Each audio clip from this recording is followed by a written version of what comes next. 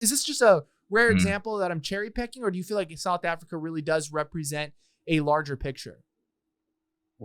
You're 100% right. I mean, it's South Africa and every major city across Western civilization virtually now uh, deteriorates. But here's the important thing: it deteriorates by what we consider to be civilization. I'm a firm believer that there's no sort of cosmic metric for civilization. So therefore, one cannot be considered better than the other. What they would create in South Africa or the southern part of that continent if white people had never shown up and created Western civilization there, which is what we do and only we do, as given the evidence of history, uh, that they would have a civilization that would work perfectly for them, and whatever that might be. And I would probably not want to live there, but it would work for them. They would be happy with it.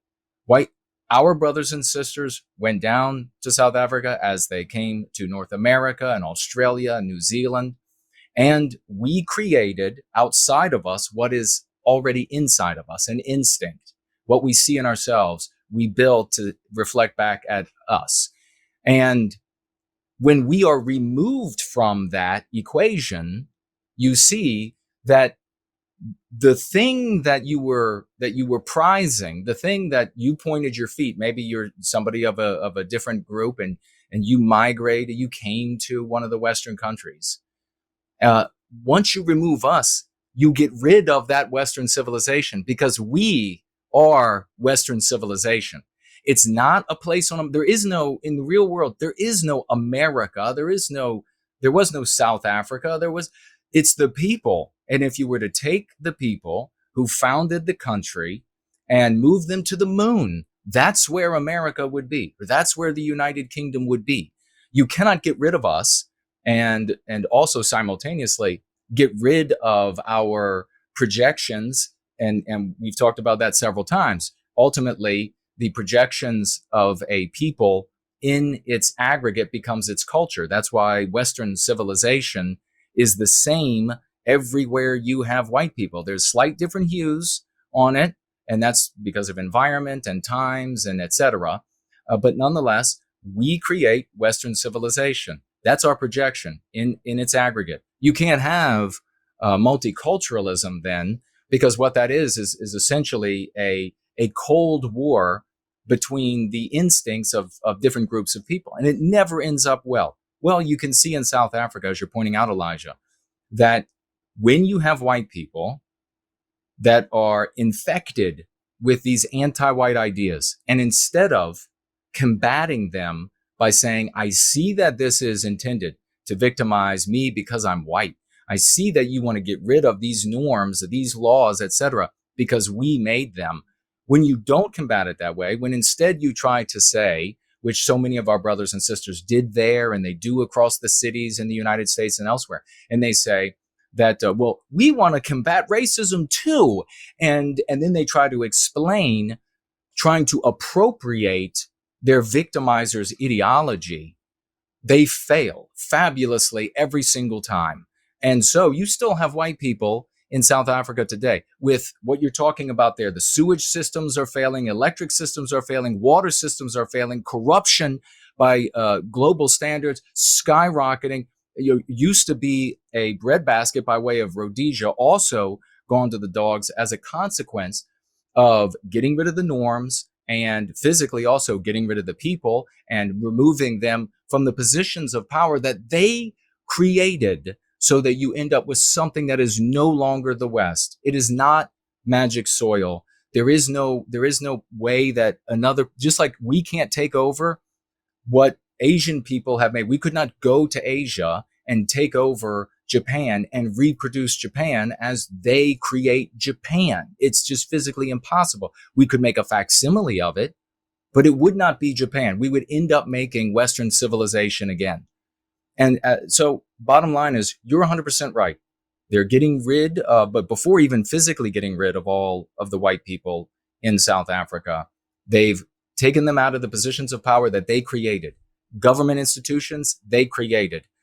Businesses, empires, they created. They've removed them from power.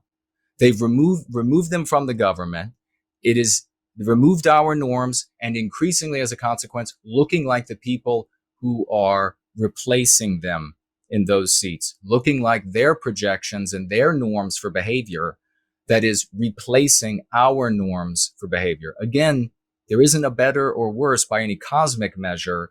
It is a question of, where do you want to live? What kind of environment do you want to live in? I want to live in the West, and that's why I want to keep it this way.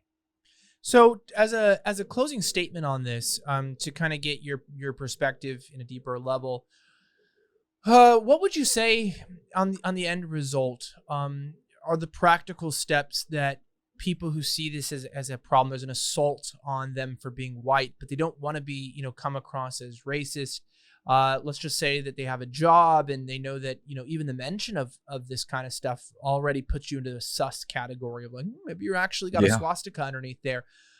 What is your practical advice for people who are not full of hatred, who have no desire to see other cultures or individuals fail, and they're not somehow white supremacists in the terms of the natural, course of the way it's described in society, that everyone else sucks and they need to die. They just simply are a white family.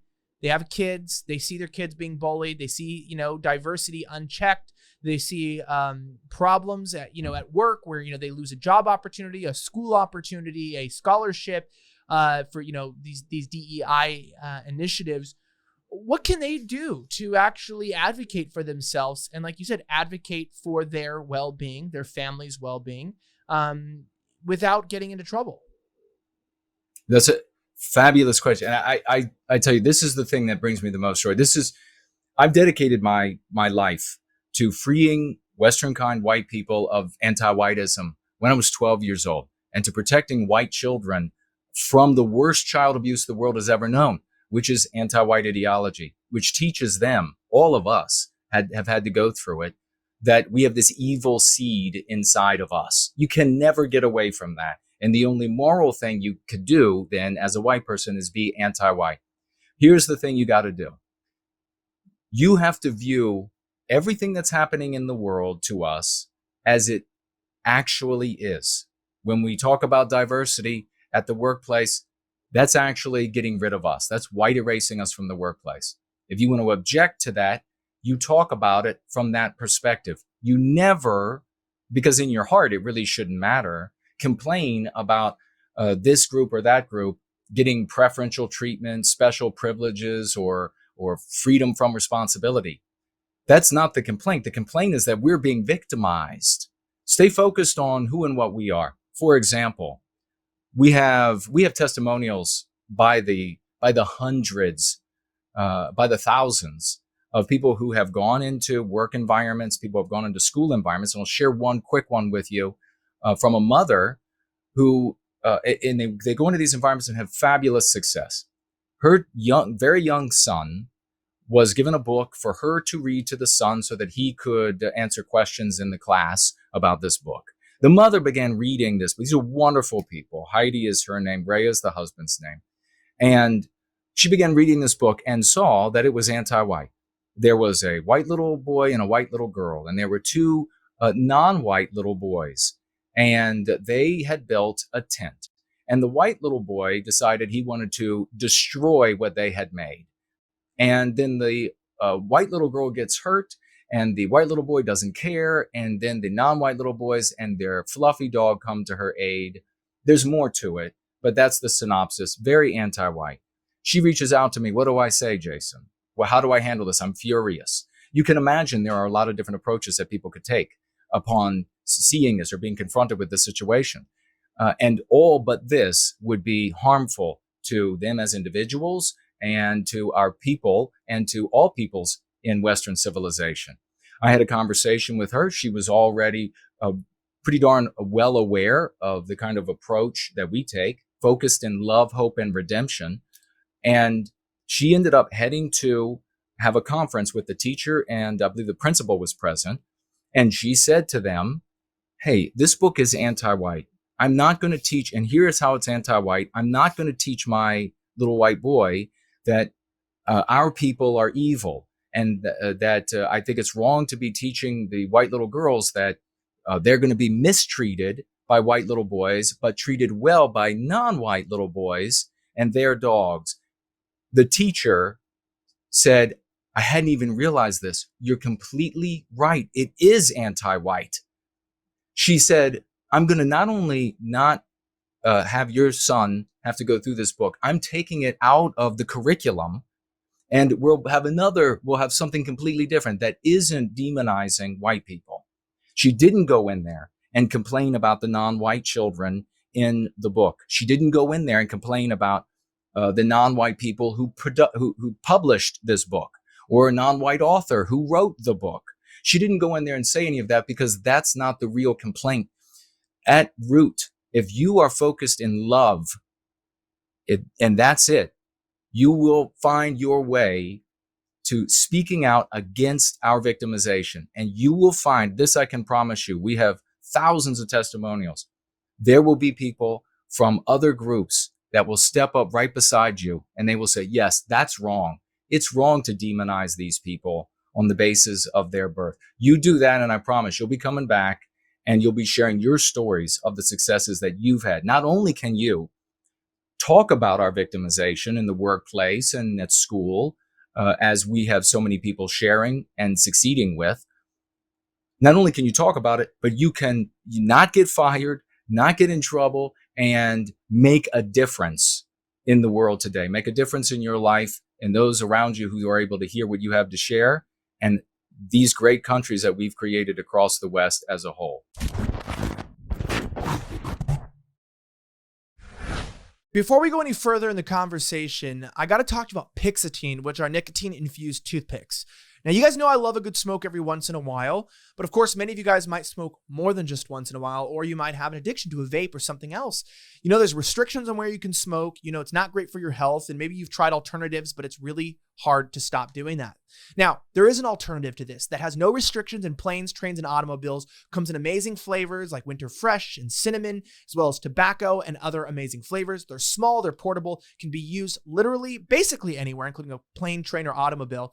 And that is the toothpicks from Pixatine.com/Elijah. Now, when you go to Pixatine.com/Elijah, that's Pixatine.com/ELIJAH, you get 20% off, actually, even better, 20% off the entire store. It's even better. I forgot they have such a good deal for you guys.